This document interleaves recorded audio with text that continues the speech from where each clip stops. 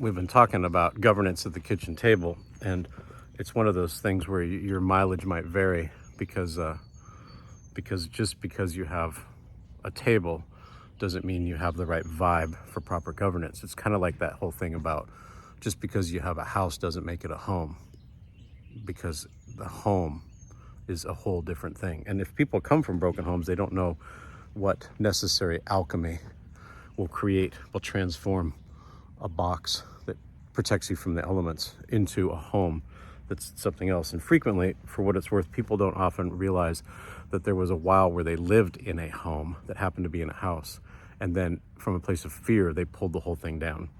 And they this is the thing that fascinates me about people, is that, as I like to say, they don't realize until a few weeks later that they were sitting at a sink washing dishes and they bumped elbows with Jesus. And my friend Julie says, well, we could just call that elbow grace. And I said, Julie, it's pronounced elbow grease. It just tickles me. Good job, Kent.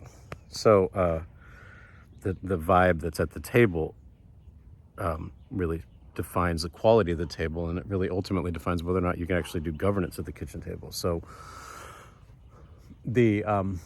after my first divorce, I wanted to rebuild the home. I wanted to rebuild what had been lost. And so the boys and I were in this little house in North Portland, and I had a little table I'd purchased on Craigslist, and I had potlucks once a week. And a potluck is a great way it's a litmus test for community, because if you have them once a week, you end up learning a lot about people.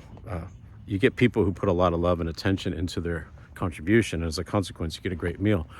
But then you get a person who doesn't RSVP, they show up late, they brought a bag of chips they got at the gas station, they help themselves to a second helping before the children had their first, they don't do dishes, and they sit and they monologue. That is a person you should never invite to your table again. And that's a real common person. That kind of person doesn't know the difference between being of service, which is an honorable thing, and being a servant. For them, those are indistinguishable things. They would not deign to do dishes because that's women's work. And as a consequence, it's not likely they'll rub elbows with Jesus. And getting back to my original Jesus thing with the elbow grace / elbow grease, people are late to realize that they were there. They actually spent a moment. That house became a home, and they don't notice it until after the fact. It's a real interesting thing. So this is what informs an intentionality, if you will. Let's do that again. Let's do it a little bit more intentional. We might be able to actually hold that miracle thing. And that's actually some of the things that led to Cheryl Bassett's the president of Terra Global Development. She developed a kitchen table conversations framework of intentionality for having these essential conversations at the kitchen table. And she's actually giving away the 4 gifts framework, which is just actually written in the hard experience on how to actually have those essential conversations. And not everybody understands that because they have different experiences. For them, and I actually went through this, by the way, the kitchen table is not a place for potlucks, because potlucks are what poor people do. People who are not poor get takeout, and they don't talk about how the family got through the Great Depression because they didn't have to. And it's just all that stuff. My grandma, by the way, my grandma Ruth, it's probably the closest thing to a mother I had, was her father died when she was just a few months old. The family did the old-fashioned thing. It's in West Texas. They streamed in from Tennessee. They kept that family going until they made their way to Oregon. And my grandma learned a lot about how to embrace surrogate parents because you don't have your dad. And she's the one who counseled me that I should look for what works and ignore the rest, which is a great pragmatic attitude. My grandma and my grandpa are the ones who really encouraged me to read The Grapes of Wrath by Steinbeck, who talks about this fantastic scene. It's actually early in the book. If you don't know the story, the son had gone to prison because he killed a man with a shovel. Family doesn't know he's coming back. And on his way back, in the opening of the book, he encounters a pastor and a turtle. The turtle is basically relentlessly making its way through the dust, which is like a decent foreshadowing for the relentless nature of things. And the pastor and the son, they come across the family just the day before the family's getting ready to pack up and move to California because they've been basically priced out of their home. And so here's the iconic scene that I'm trying to summarize here. The son he sees his father, and they have their joyful reunion. But the mother doesn't know his son. She doesn't know her son's coming back. She doesn't know at all.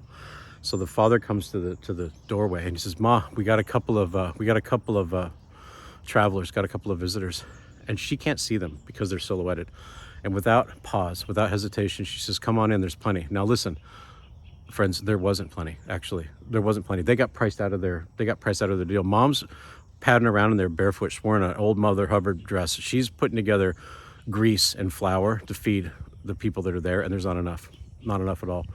But without hesitation, she extends her table. She turns that house into a home again, because she did it over and over again. That's the enduring quality of this particular book. And she demonstrated the vibe that made the table, that dictated that governance happens at the kitchen table.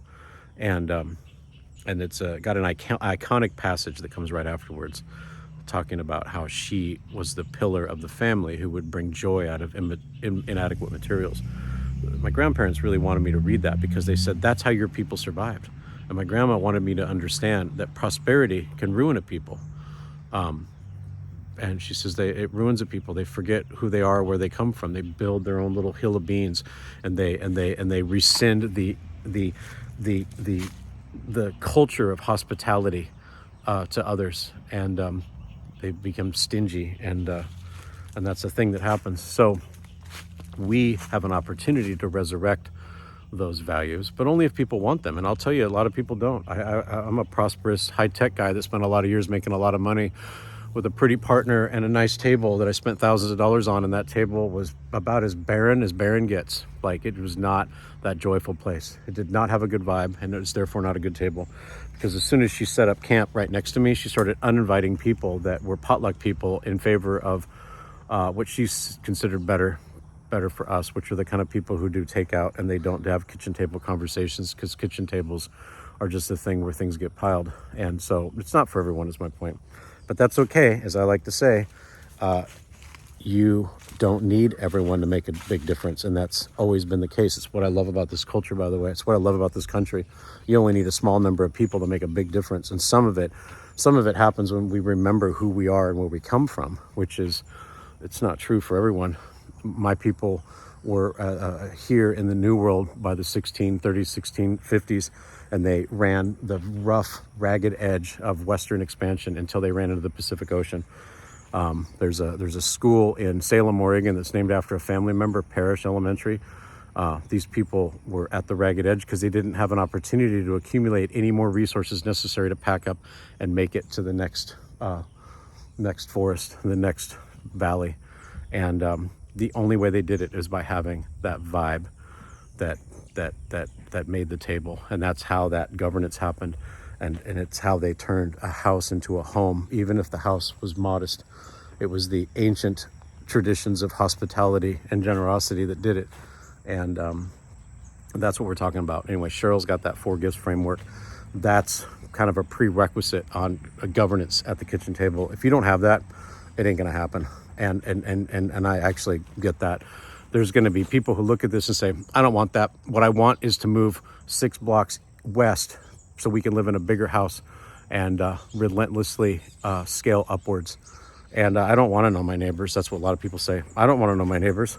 I live in this area for a reason. I have a everyone's welcome here sign on the front lawn, but I don't know the names of any of my neighbors. I just want a Starbucks to go in where that niche coffee store is, because it's going to elevate the property values of my house. That's where a lot of people are, and that's okay for them. I think that's good. Godspeed. As I say, we don't need a lot of people to make a big difference. It takes someone like Ma, who's on her bare feet in a Mother Hubbard, making just enough extra grease and flour to extend that era of hospitality to a couple of strangers who were silhouetted in the doorway. How does she know? How does she know? That might be Jesus there, right? She doesn't know, and she won't know until weeks later, probably months later. It might occur to her, oh, that was him with that elbow grease. It's grease, Julie. It's not pronounced grace. It's pronounced grease.